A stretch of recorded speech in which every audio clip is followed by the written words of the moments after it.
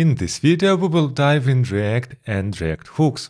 And actually this video is a part of my full course React Hooks Building Real Projects from Scratch, where we start with the empty folder and finish with the fully functional application. And you can find the link to the full course in the description box below. But if you just want to start with the basics, let's jump right into it. Welcome to my course about React and hooks. It's so great to have you here. And as you know, not so long ago, React introduced hooks. And now the whole development changed completely. And we are building new applications in a completely different way with different architecture. But this is the problem. You can't really find good solutions in internet or huge project where you are building from scratch something where you can use hooks correctly. And this is exactly why I created this course. We will start with the empty project and finish with the fully functional application. We will create all typical features of every project, like authentication, working with API, liking and disliking posts, forms, creating custom hooks, creating shareable elements, and much more. By the end of this course, you can for sure use React hooks for your own projects of any complexity. Who am I? My name is Alexander and I am a web developer with more than 10 years of experience, as well as a professional instructor with various courses regarding web technologies. I did my best to put all my knowledge inside this course and I want to share it with you. So welcome on board and let's get started.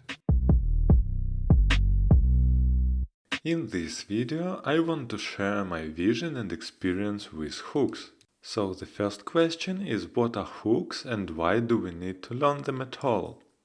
As you probably know, React was designed only to be a renderer for components.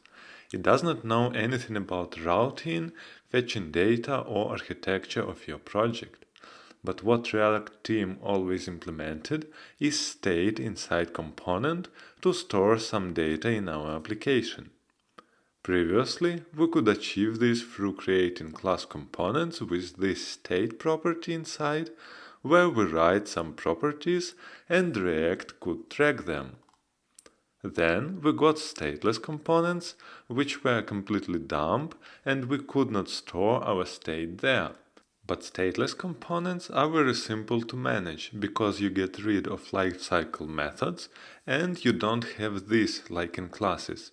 But you could not store state in them. And each time when we wanted to create state inside our components, we would use class components with this state. There is also another approach to work with state in React. It's not a part of React itself, but it's the most popular solution to manage data in your application in an architectural way. And this library is called Redux, and probably you heard about it if you already created some React applications. If not, it's not a big deal and it won't prevent you to go through my course. So basically Redux is an additional state which is completely independent of React, but through React Redux you can sync them both. And not so long ago, React team presented new approach to developing project. It's the opportunity to have a state in plain functions. So basically we had stateless functions from before and they were just plain function. Now, with the help of hooks, we can manage these functions and add state to them. We can use them inside React without installing any additional libraries. And many of the hooks are not only about creating a state inside plain functions, but the core idea is to create the whole application without classes, only with plain functions. Now I want to share with you my pros and cons of hooks in comparison to React and Redux approach. Why React and Redux together? Because this is the most popular and scalable solution to create projects. So now the whole internet goes crazy about hooks because it's new hot stuff in React. And I tried to make my comparison as logical as possible, ignoring all hype. And here is the first point. Hooks are really very new. This means that official documentation is quite short and lack good examples. There are thousands of Hello World articles in internet about hooks, but there are no good tested, working and properly made examples with solutions, and you could not find a lot of projects which are built with hooks. So basically it's just not enough knowledge and experience in internet yet. Even when you Google something trivial like, for example, fetching data with hooks, you'll get quite different approaches, and most of them are quite basic. The second point is that hooks are difficult. At first glance, hooks look really easy. Several lines of code and you are good to go. But when you start developing a real application, you find lots of problems and you must learn how hooks are working inside quite deep to be able to fix all bugs and write code in an efficient way. The next point is that there is no architecture in hooks. React is really easy to start. You just write a bunch of renders and you already got something. It's not that easy in other frameworks. That's why React is so popular. Hooks are just plain functions and you can create your new functions with them. It's really low-level code which can be structured in any way. For example, in comparison with Redux, Redux gives you a nice and understandable way of architecture and single flow of data. That's why it's a standard library for big scalable projects and a lot of companies are using it. It also means that with Redux, two different projects would be quite similar, and with hooks they could be completely different. The next point is that people don't understand hooks. As I already said, hooks are quite difficult and new. That's why there are a lot of open issues in React in GitHub, where hundreds of people already posted their questions that they don't know how to implement something with hooks. And it's not how it should be from my point of view when some new technology just comes in. So it should be enough to just dig in documentation and find out all answers. And for now, it's not like this. Now, let's talk about some good points. So the first point is a new start. It's a new approach inside React itself. And they really refactored a lot of Facebook components to hooks, and that means that hooks will be there for quite a long time. For now, React team says that they don't plan to remove support for classes anytime soon, but of course you never know. In any case, React will push people in hooks way and people will start to refactor and write new projects with hooks. The second good point is the small amount of code. Hooks are quite expressive and allow you to write your code in a more declarative way. In comparison to Redux, the amount of code is much smaller.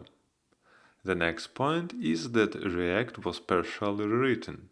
So basically in React classes there are some really nasty bugs with lifecycle which are there exactly because they are classes.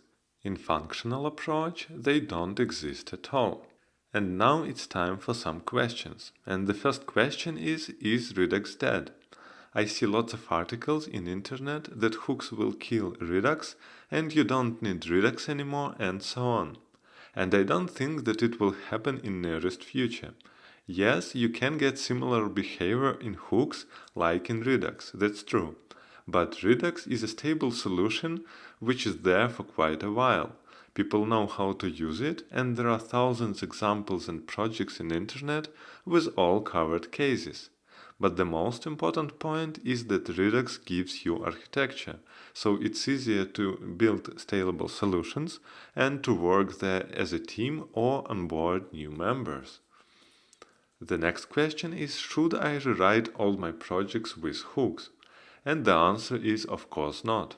You can simply update React to a new version and use hooks to create new components or alter some old components one by one without completely rewrite of your application, which is really good.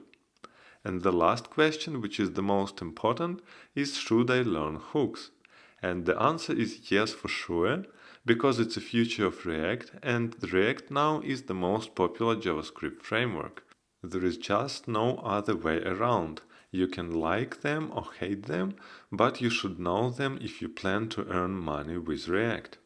It's important to understand that React hooks is a completely new approach of writing code.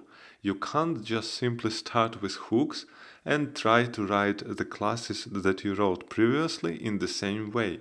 What you really need to do is to change your mindset a little bit while switching from classes and functional stateless approach to hooks approach. And in this course we will go through all hooks while creating the real project, which means that you will see how to make them performant and good to use and clear to understand in the real situations. In this video, I want to plan with you the structure of our project. It's always a good thing to do this before starting to develop any project, and it will save time you later when the structure is clear from the beginning. So let's first check what we want to implement. So here is the project which is already implemented, and when we first go to the home page, we can see the global feed. This is just a list of articles, and at the bottom we have pagination for them. Then we can also click in the specific article, and then we will be redirected in the article itself. We can also use sign in and sign up to register new account or login, but they are not that different. On all pages we have something similar, and this is our top bar here with the links for home page and sign in and sign up. So this is something like shareable component for us later. On home page we can also see popular tags widget on the right, and we can select some tag here, for example dragons, and then we are redirected in the specific tag. So now here in the tabs we have dragons, and we see articles for dragons. So basically our articles are just filtered by tag, and we also have a pagination here on the bottom. So basically we can say that this page looks exactly like the home page, and just the data are filtered. Basically, this information is enough for us for the beginning to plan a simple structure, and we can of course make it more complex later. First, let's put each page in Pages folder. For example, we will have Global Feed page, this will be our home page, then Articles page for a single article, and for example Authentication page, and so on if we need other pages. We also need to create a Components folder. There we will store all components which are really shareable. And shareable means for us that we are using these components in different pages. So basically they are shareable between these pages. For example, our top bar or pagination or maybe a feed will be shareable components. Of course, sometimes we just want to split things on our page, and we don't want to move these components of the page to shareable ones, because we are using them only on the single page. And for this, we can create additional components folder inside the page. And basically this will be components for this specific page. And exactly for this reason, I recommend to make every page a folder and not just a file. Then we can just put additional things in each page. We also need routes.js, where we will store all our routing, and a folder for our custom hooks. This structure looks quite simple and easy to understand for other people, but it is quite scalable, and it will suit good even for bigger projects than this. And now one more important point. We don't want to have relative path in our imports. Relative paths always look really bad and is difficult to manage. Of course, this is the point where all people start, but we can do better and not use relative path at all. But the problem is that Create React app does not have any preferred way to solve this problem. And there are different solutions to avoid relative path, and I prefer the easiest of them. My solution works in all operational systems. Basically, we just want to put all our project files in additional node modules folder. Then Webpack, while building, will correctly resolve all dependencies out of the box, and we don't need to do anything or install any additional libraries. Some people say that this is a bad approach and you should always have only single node modules in root only for your packages. And actually it's not true and it was never written like this anywhere. So basically let's create additional node modules folder and then we can simply write something like import pagination from component/pagination. Now we got rid of these strange dots and we simply use the folder what lies in our node modules. And now Webpack, while building our project, will resolve all files properly. In this video, we will bootstrap our project from scratch to prepare everything for writing code. First of all, you need to install Node.js on your machine. As you can see here, I already installed Node with version 12, which I am using, and you can check with node-version what Node version do you have. If you have, for example, version like 10 or above, it's fine. If not, then you should go to the official website, just Google Node.js and go to the first result. Here is nodejs.org and you can download here appropriate Node version for your operation system. For example, for now, I recommend downloading version 12. For bootstrapping our application, we will use Create React App. You can see the repo of Create React App here. And this is the most popular solution to start writing React project. It gives you an empty project with all installed dependencies, React inside, local web server, and page reloading on every change. So it's really convenient and we will use it for sure. As you can see in documentation here, you need to have at least Node 8 or better Node 10 or something later to make it working. In our case, if we download Node 12, it will be completely fine. Now, there are different possibilities to install Create React App. I prefer to use Yarn as a package manager for all my projects, and it also allows us to install Create React App through it. As you can see, there is a command here, yarn create react app, and then the name of this project. I already have Yarn on my machine, so I can just run yarn-version and I get a version of the Yarn. If you don't have it installed, you can simply Google Yarn, go to the official website, and in here, when you are clicking Get Started, there is a section Installation. When you are clicking here, you can just select your operation system and download the version that you need. For example, I want to download something from Windows and I need a stable version, and here I can download an installer and install Yarn. To check that Yarn is working for us, you can simply run in your command line yarn-version. Now we are fully ready to install our new application. And as you can see in documentation, we can simply copy this command, yarn create react app, and then the name of the application. I will name my application medium clone because it's exactly what we are trying to achieve. And when we are hitting enter, Yarn will install all packages which is needed through create react app, download if they are not there, and as you can see, we are already finished. So success, we successfully created medium clone, and now there are several commands that we can use to start our development server.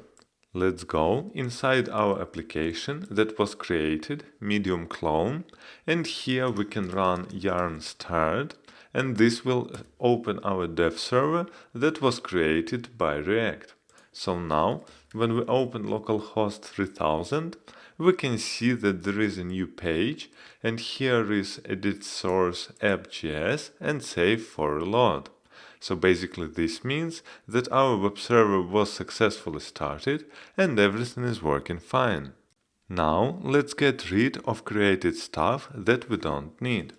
So here I opened our project Medium clone, and we can see here standard create React app. So we have readme yarn log, which was created by yarn package manager and package.json. So the source code of our project lives in source, and we are going here. So first of all, let's look on index.js. We have a lot of stuff here, and basically this is generated stuff that we don't need. So we don't need service workers, and we don't want to register it, and we also want to remove index CSS, because we will use it from another place. So for now, we only have import and our app, which is our first component, and we render it in the root. This is completely fine. Now what we are having here, we have app CSS, and we don't need it. We also don't need test for now, so let's remove this. And index CSS we don't need also. We also don't need logo and service worker. So for now, we just have index.js and app.js. We already cleaned index.js, and now we need to clean app.js. So we don't need logo here, and we don't need CSS. Now we don't want to return all that we have here, so basically we can just delete all that we have and write inside something like welcome, here is our app. Now let's save this and reload the page. As you can see, the page what was previously there is gone, and now we have completely clean project with our message that we wrote here. So we are ready to get started. In this video we will configure Prettier. Prettier is the most popular tool in JavaScript world to format code in different extensions. Prettier supports the most popular languages, and for us important are HTML, CSS, or for example less, JavaScript, TypeScript, and so on. You can see the whole list here, and it's quite big list. And the main point is that it's unoptionated code formatter, which means that you don't need to configure almost anything. The code is just formatted, and you can't choose how it is formatted. This means that people won't have arguments between different formatation, and they are just using Prettier with minimalistic config, and that's it. You just press save in your editor, and your code is always formatted. It supports, of course, the most popular editors, so basically here we can jump in usage, and here there is a section which is called editors, and this is what we need because we want to use a Prettier inside editor and not as CLI command. So here is editor integration, and you can choose your editor. There are most popular editors here, for example Visual Studio Code. You can just install Prettier VS Code plugin and you are good to go. There are quite a few options in Prettier, and we want to configure it a little bit. So basically these are all options that are inside, and we want to configure, for example, are we using semicolons or not, what is the length of the line that we need to support, and so on. So basically I have already config predefined, and for now we just need in our root folder to create new file, and this new file is called .prettierrc. And this is our config file, and it lies always in the root of our project, and that means that editor can parse this file and use Prettier. And this is how my config is looking like. So here is tab width, which means that I want indentation of 2 spaces, then single quote, which means that all my strings will be formatted in single quote.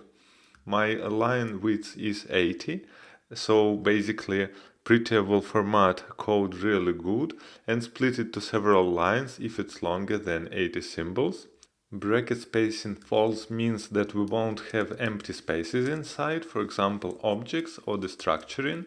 So basically our imports won't look like this, but they will look like this, no spacing inside.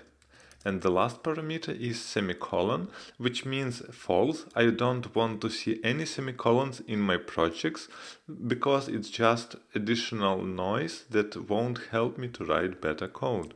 Now let's check how Prettier is working. So basically I am in source index file, and as you can see, when create React app generated this file, it used double quotes and not single quotes, and basically when I hit now save, you can see that all my code was automatically converted with Prettier by single quotes. Of course, it's not only about single quotes. Also, Prettier can fix for us, for example, bad indentation or some empty spaces that should not be there, and when we just hit save, Prettier fixes everything for us and our code looks really nice. For now, people are using Prettier in almost every project, and it really helps to keep code in the same way across all files and across different developers. I really recommend you to install Prettier and configure it with your editor, because it will simplify for you writing code.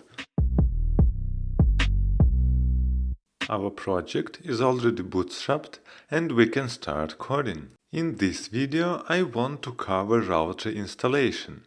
Basically React does not support routing out of the box, but we have a lot of different pages, and of course we need routing. It would be nice to render different components in different pages and manage everything easily. And in React world, it's not a problem at all, because we have a certain winner for routing.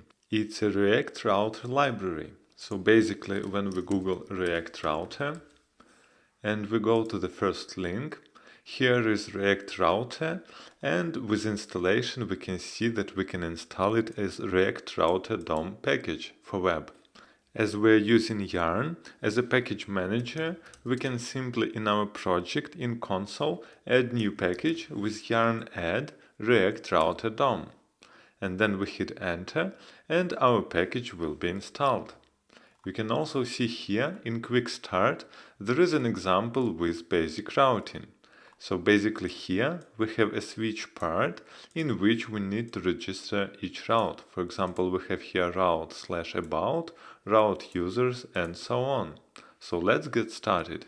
As I already showed you in the video about architecture, we will put all our files in Node Modules folder. So let's create it. In here, in source folder, we want to create new folder, Node Modules. And inside Node Modules, we want to create pages. Basically, pages is a folder where we will store all our pages. To check that routing is working fine, let's create two different pages. And here we can see our project which we will implement. And for now, we have in homepage global feed, and this will be our first page. And the second page will be our article page. As you can see here, this is the article page, and in URL we have /article/slug of the article. So basically let's create for now these two pages. For this, first we want to create folder for global feed, and the next folder will be article. And I create it as a folder because then we can pack additional things in this folder and not only component itself. So basically in global feed, we want to create new folder index.js, and the same we want to do in article, also index.js. Now let's create simple React component. So basically import React from React, and we want to export default, and it will be global feed, and let's create this component. So we create it as a function. So this is global feed, a function, and we want to return div, and inside this div will be just text global feed. Let's copy this code because our article for now will look the same. So basically here is our component article. And now let's just change the naming. So this is the article text, and we want to export article as our component. Our two basic pages are ready, and now we need to register them as React Router routes. And for this, let's create in our root, so basically root for us is node modules, new file, and we can name it routes.js. And this will be our component with our routes. So here we want to export default routes, and let's create them. So basically this is routes component, and this is also a function where we want to return something. We also need in this file first to import React, because we can't write JS6 code without React. So inside our component, let's return some markup. And here we need a switch component, and this component will come out of React Router DOM. So basically here we can import switch from React Router DOM. Now inside this switch we want to add some routes. And for now we have only two routes, for home page and for article page. So basically here we can create route, and path will be /, which means home page, and component will be our component global feed. And then we want to put exact, and I will tell why we need this attribute in a second. Then let's copy this, and now it will be path /articles/slug, and component will be article. And we don't need exact attribute here. We also need to import route component from React Router DOM here. As you can also see, I got automatic imports for global feed and article because my editor does it for me with autocomplete of the files in the project. Basically, if you don't have autocomplete, you can just simply write these two imports by yourself. As you can see here, we import global feed component and article component from pages/global feed, which means we don't have relative path like we normally would, something like /, and then we're going inside pages and so on. And basically we have absolute path starting from our node modules. So basically out of the box, it's working in the way that everything that lies inside node modules folder will automatically work as a node module. This is really convenient and easy to support because we avoid using relative path. Now, as you can understand, we register this route for home page and the next route for our article page. The only question is, why do we need attribute exact in the first case? By default, React Router tries to do partial match for the route, which means that first route has just / inside, and it will simply be used for every page because you have / in every route. And to avoid this problem, we are using exact attribute. So we are just saying for React Router that please compare exactly this route with full path. So only when full path will be /, this route will be used. In other case, it will check other routes. Now we want to render our routes in app component.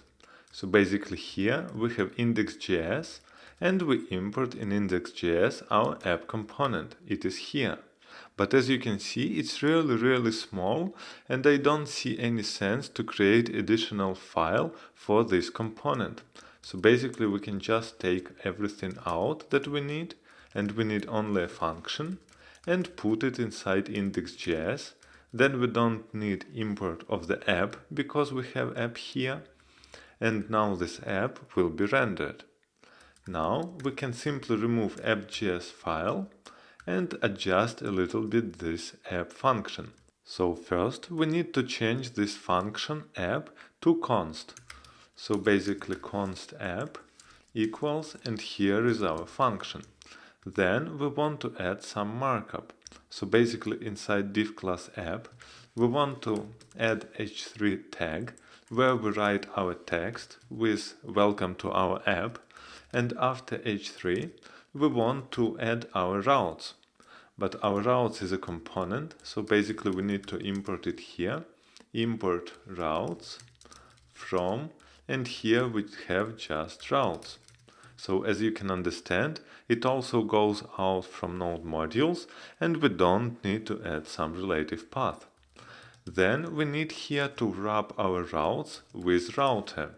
And router is a special component from React Router which will render our routes. So basically we have routes inside, and we just need to import router here on the top. So inside React Router DOM, we have something like browser router, but we don't want to use it everywhere in the file because it's quite a lot to write, and we can just use alias as router from React Router DOM. Now we can use everywhere browser router as router, and here we simply wrap our routes with router. Let's check if it's working what we did. So when we jump to browser, we see the message failed to compile, and here in source node modules routes, we have somewhere routes and it's not defined. So basically let's just jump here in routes. And as you can see, I created component routes with big capital letter R, and here it is small. So let's just change it to big. And when we reload an app, you can see that global feed component is rendered in the home page, which means that everything is working fine as expected.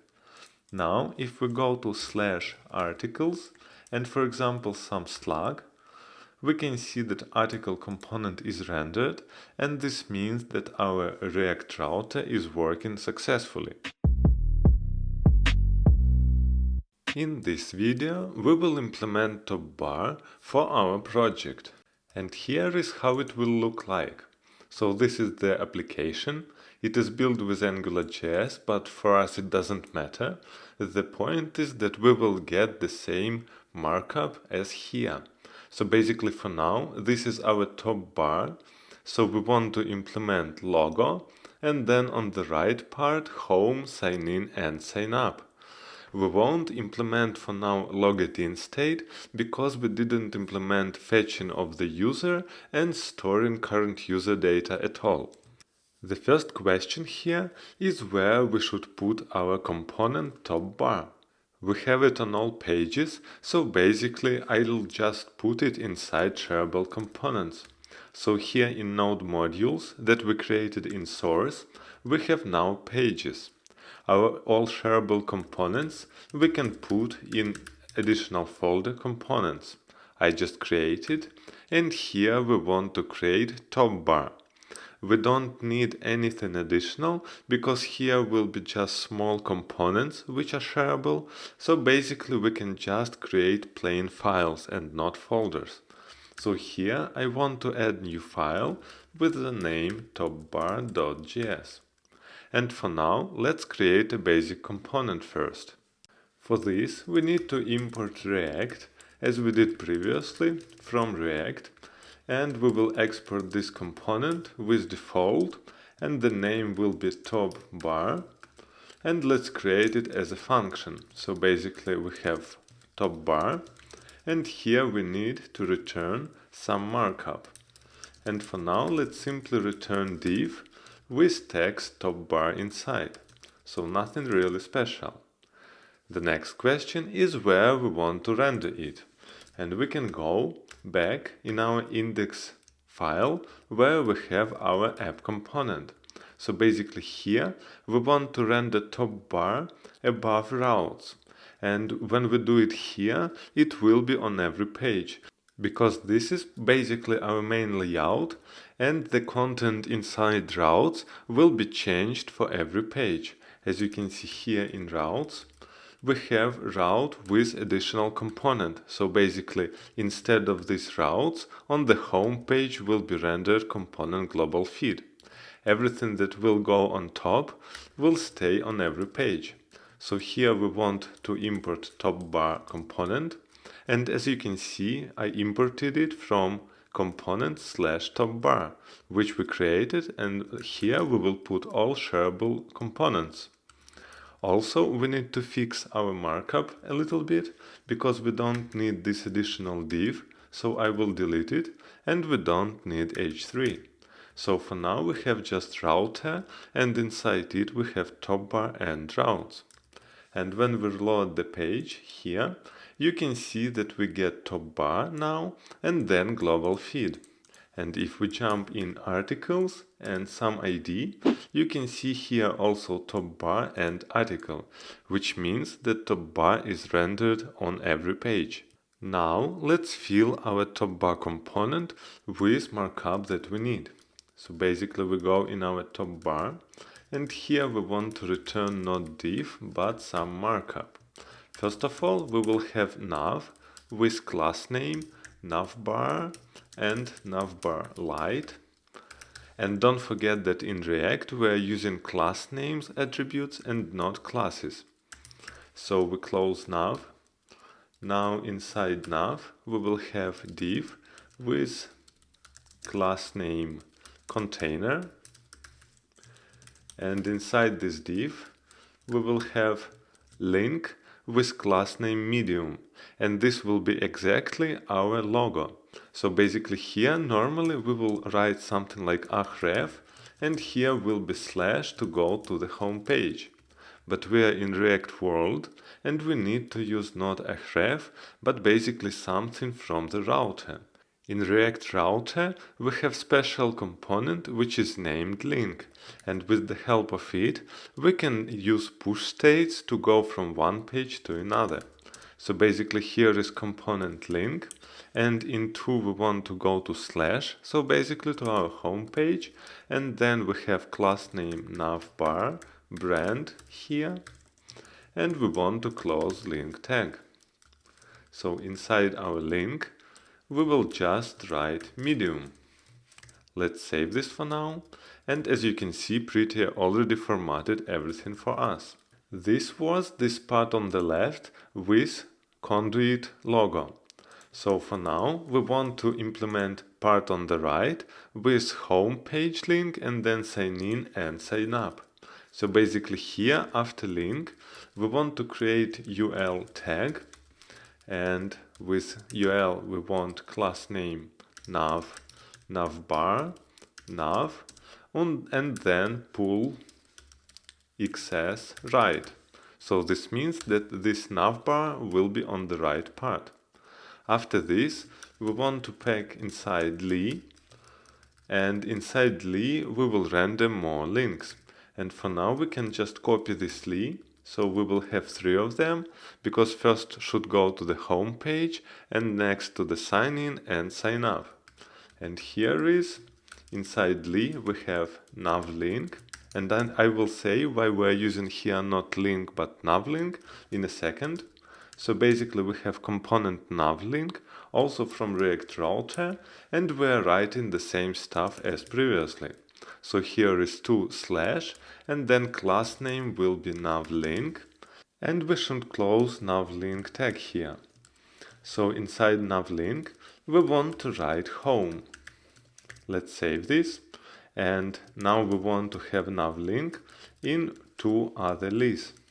So here is first NavLink, and here is the second. And the first NavLink will go to the route /login, and we will have the same class name as in home, and here we want to change text to sign in. And the next NavLink will go to register page, and the text here will be sign up.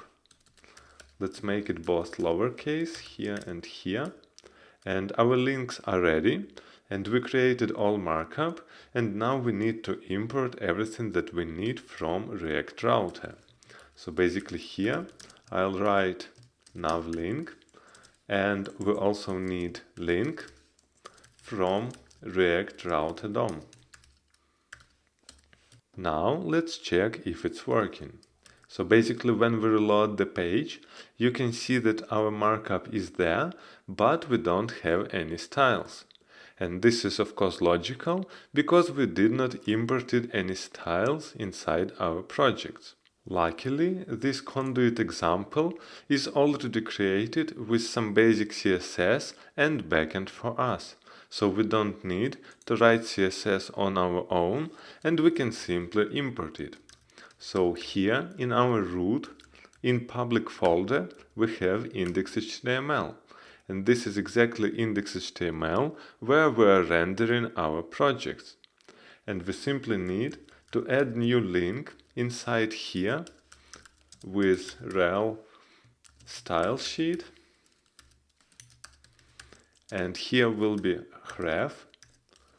And here will be already prepared CSS. And we just need to write demo.productionready.io/main CSS.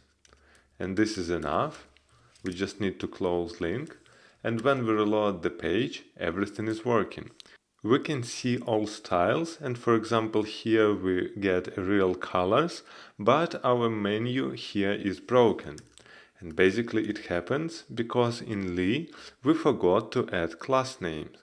And for now it should be Lee with class name nav item. And we should do the same thing for other Lees. So basically here should be nav item and here also. As you can see, everything is working as expected and our menu is looking the same. Now the only question is what's the difference between link and NavLink. And as you can see here, our home looks not like other tabs. And this is happening because of NavLink.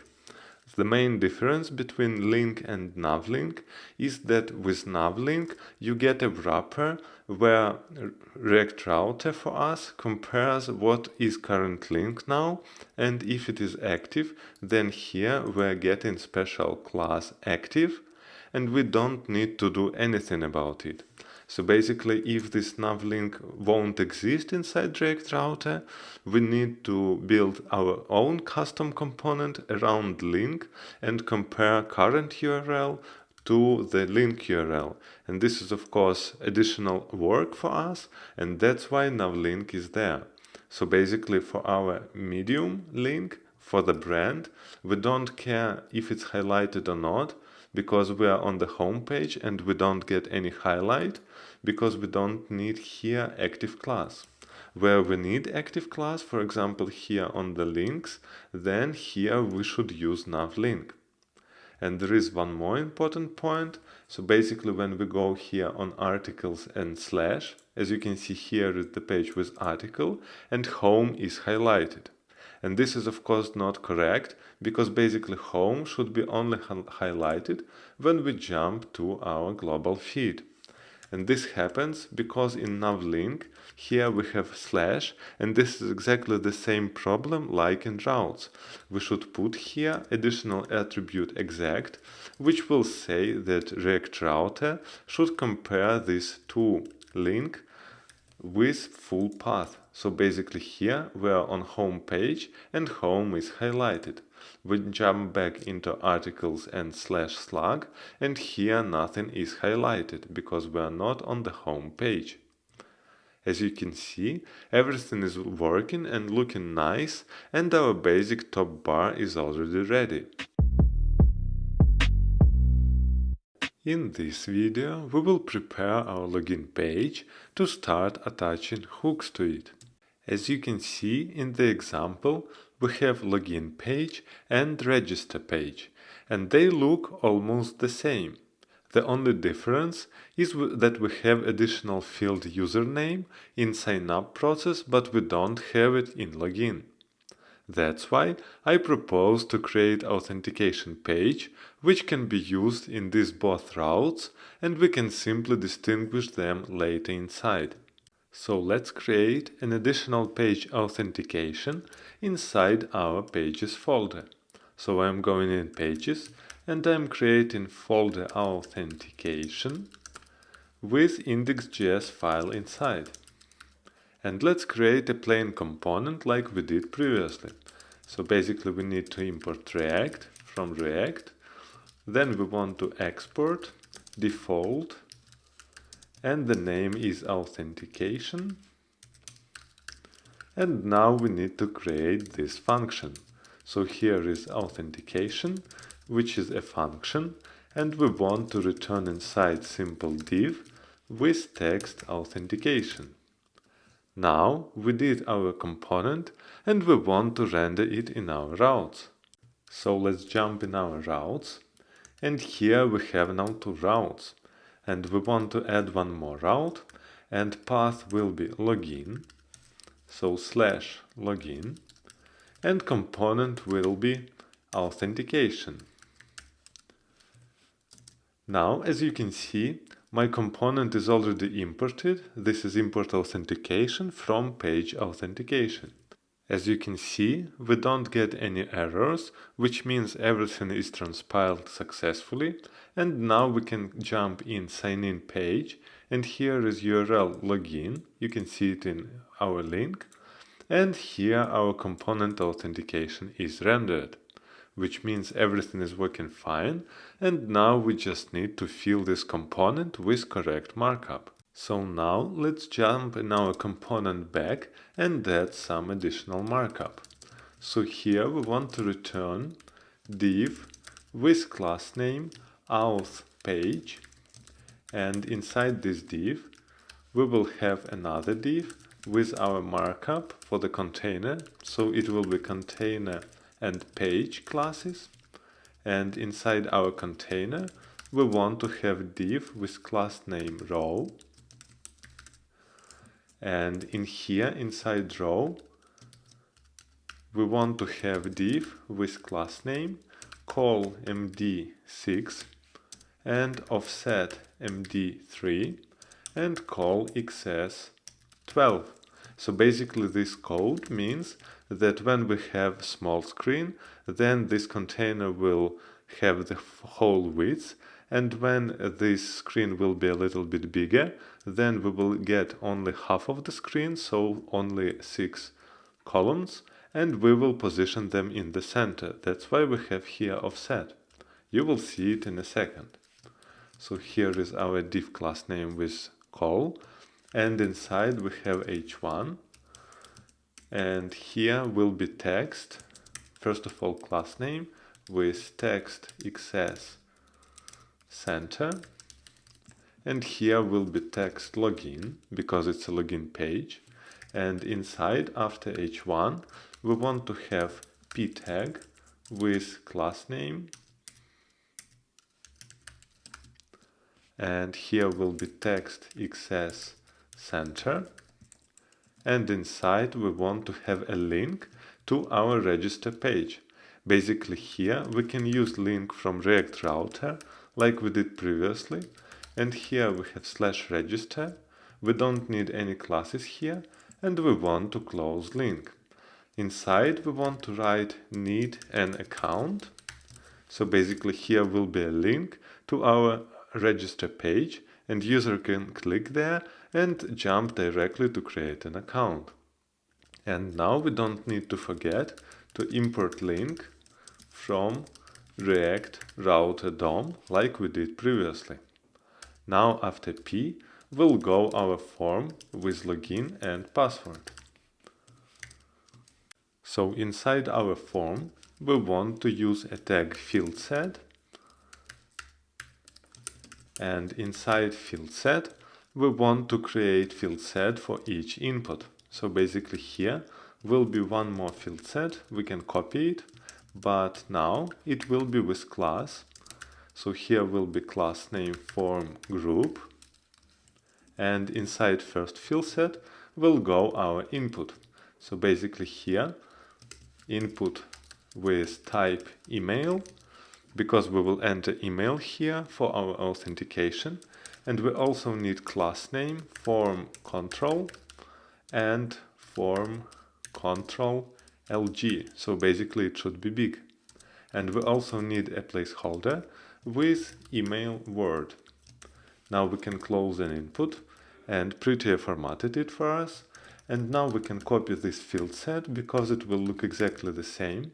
Here we have next field set with form group, and here will be type not email but password, and we also have class name control and form Ctrl+L+G, and placeholder will be of course not email but password.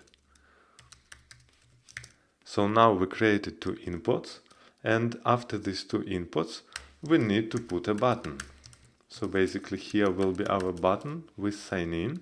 So inside we can write sign in text, and here we will have class name, button, bottom LG, bottom primary, and pull access right. So basically this button should be on the right.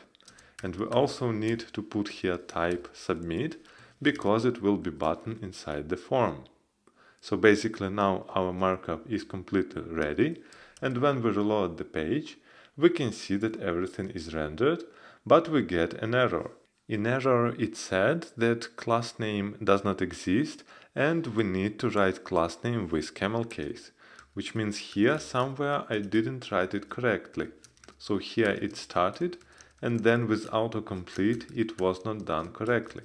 So here everywhere we have class name not with lowercase but with camel case. So let's fix it now, and now when we reload the page you can see that almost all errors are gone, but now there is somewhere one more class name with lowercase, and here it is. Now I fixed it, and when we reload the page we don't see any errors, and our markup is completely correct, like in the example here. So basically the only problem is the text. We wrote login, but we wanted to write sign in. So let's change this for now, sign in. Basically it looks exactly like it should. So here we have sign in, and then we have email and password, and here is a sign in button. Now, as you can see, everything is correctly rendered, and we can start using real hooks here. In this video, we will continue to develop our login page, and it's time to manage our state inside component. So basically what we need is to set input values on each change in our inputs and get them when we need to and when we want to sign in a user. As you remember previously, all functions in React are stateless, which means our authentication component is stateless. But now it's possible to store state inside with the help of hooks. And one of the ways to manage state with hooks is the hook useState. This hook was created for the same purpose like classes with this state inside, like we used previously. So previously we wrote something like class Authentication extends, and here is component from React, and inside we wrote something like constructor, and inside of constructor something like this state, which was an object, and we can write here something like search value is empty string, and sometime later we're using this set state, and inside we are calling object with search value, and here is our new value, for example foo. So this is the way how we wrote things previously. Now we don't need classes, and we can do the same with our stateless functions. So let's try this out, and first of all I want to add here somewhere on the beginning, just for test purposes, a button, and inside this button we will write counter, and this button will have onClick event with here handle counter. And let's create here this handle counter. This is just test function to understand how useState is working. So basically here our handle counter, and we can console log handle counter to check if it's working. Now we reload the page, we can see here counter on the left part of the page, and when we click on it, function is called. So now let's import useState from React. So basically we need destructuring, and here is useState. Now to register this useState, let's make some space and write here count, comma set count, and this equals to useState with 0. This is basically how we create useState hook inside our component. So here we called useState, and this useState created state variable. And 0 as a parameter inside useState is an initial value of this state. And as you can see on the left, we have here array destructuring. So that means, as a result from useState, we get an array with two arguments. And the first argument is count, and the second argument is a function setCount. Basically, we can name them as we want. For example, here we can write foo, and here is setFoo, and this won't change anything because this is just first argument and second argument, and we can name them how we want. Now the question is, what is count? And count is the current value of this state in this particular render. So basically here, let's run console log and count. And here let's console log count. And let's check this in browser. As you can see in console here, I have count one time and it equals 0, because 0 here is our first initial state, and we never change this count. Now let's try to increase our counter in our handle counter function. So here we simply need to increase our count. So count we have, and we can simply write count plus 1, and that's it. So basically setCount is a setter for our state. So this is basically the same like previously inside classes we used setState. So now let's reload the page. You can see that count is 0, and now when we click again, here is handle counter and count is already 1. So basically that means that our component was re-rendered. And to be sure about this, let's write here our variable count inside our markup, and when we reload the page, you can see that it is 0, then we click, and with each click, this counter is increasing. As you understand from our code now, hooks help us to store state between re-renderings. And each re-render of the component, we get our change state. So basically here, we reload the page, and there is one first render, and here is count is 0, and here is also count is 0. Then we click once, and this is the second render of our component. And in second render, count is 1, and here in console we can see that count was increased to 1. And just to remind you, our renderings happen in component only when state or our props are changed. So basically when something like useState is used and we are doing something like setCount, or we have props in our component, for example here we're getting foo, and then this foo was changed from outside, for example. And this is one of the core points in hooks and the most popular questions in interview about hooks for now. So the question is, how does this property that we get in hooks, this count, is then later in our rendering gets updated every time? And people normally who don't know hooks really well say something like, yeah, maybe here is two-way data binding, or we have some watchers, and this is of course not correct. Hooks are working as a snapshot way. So that means that each render we get completely new function. Our authentication function is being called again and again with changed state and changed props. And that's all. So basically you can imagine this like React just calls our authentication component, and every time the arguments in this function is different. So basically on the first render the count was 0, and that's why React knows, okay, we have state with 0, and we are just giving inside this authentication our state in count like 0, and the second one it was 1, and so on. So basically our state is changing in a snapshot way, which means every time with every render we don't mutate our state, we get completely new state with completely new calling function. Of course, our state can be in component not only number or string, but also for example object or array. It's not like in classes where we always had an object with properties inside. Here we can put whatever we want. It can be number, string, or for example object or array. So let's try this out.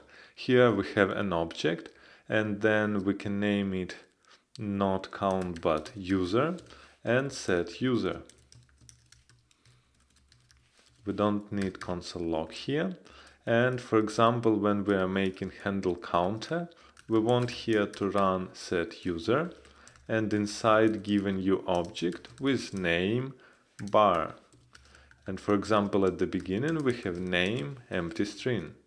Now let's render it here. So we have a user property and here name. So basically user is always there because it is coming from state.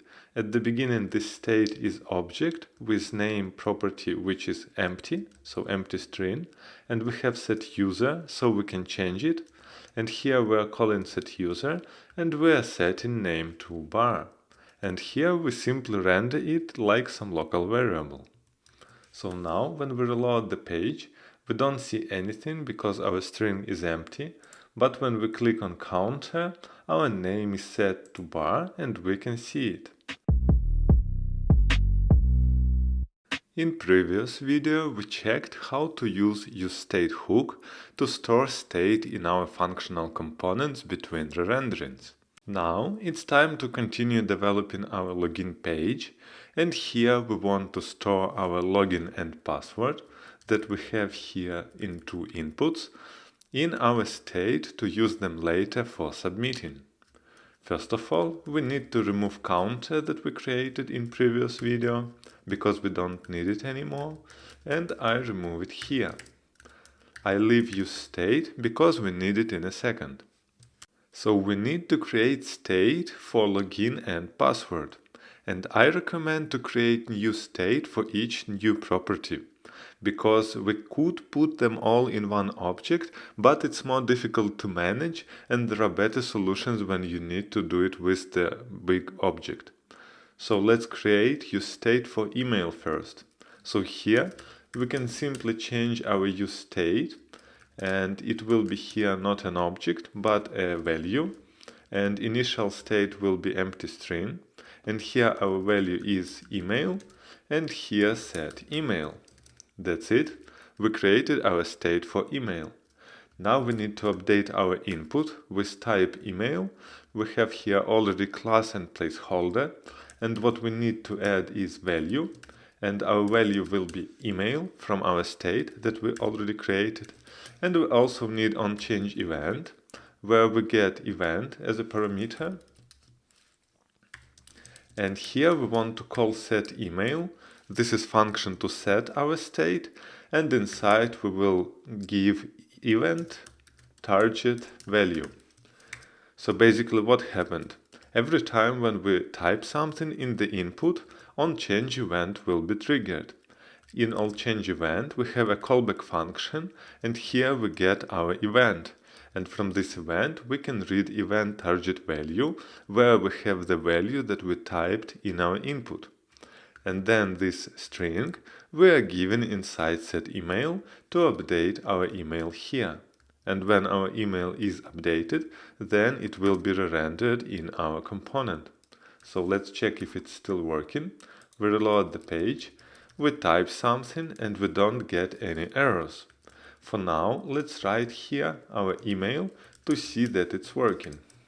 So basically we reload the page, we start typing something, and as you can see our state is updated and our component is rendered with every new letter. The main point is that the state is completely synchronized through hooks with React lifecycle, which means that we want to apply, for example, validation or show some messages during typing, we can do it quite easily. And for now, let's remove this email because we know that everything is working, and do the same logic for the password. So here we can just copy our useState, and for password we only need initial state as empty string. Let's name it password, and here the function will be called setPassword. Now we want to do the same like we did with our input for email, but to do it with password. I'm just copying what we already have, and there is a value, and the value for password is password, and on change we are calling set password and event target value. Basically it's the same input and we don't need to do anything else. Now we want to add on submit function to submit here our form, and there we need to read our values from password and email. So basically here in our form we create new attribute on submit, and we will have function handle submit. And let's create now this function here. So here is handle submit function, and inside it we get our event, and this is the event of submitting, and here we want to call event prevent default to avoid default logic that will be on form submit. So basically in the browser, when you hit on the button inside form with type submit, this form will be automatically submitted, which means your page will be reloaded and it will try to make a post request to our backend. Of course, we have single page application, we don't need such logic, that's why we're writing in all our forms on submit event prevent default. This will prevent this default behavior. And here, let's check our values. So we have here email and password. Now let's check in browser if it's working. So basically here is our form, we click submit, and here we get that values are empty. Now when we type something like real email and password 123, as you can see we are getting here values, and here is value qqq@gmail.com. This is our state for email and this is our state for password. As you can see, we can read our state at any moment when we need it, and here we read our email and password, and later we can use them to post requests to our backend to log in a user. And this was the end of the first chapter. If you want to dive deeper in learning React and React hooks, then don't forget to check a link in the description box below to the full course.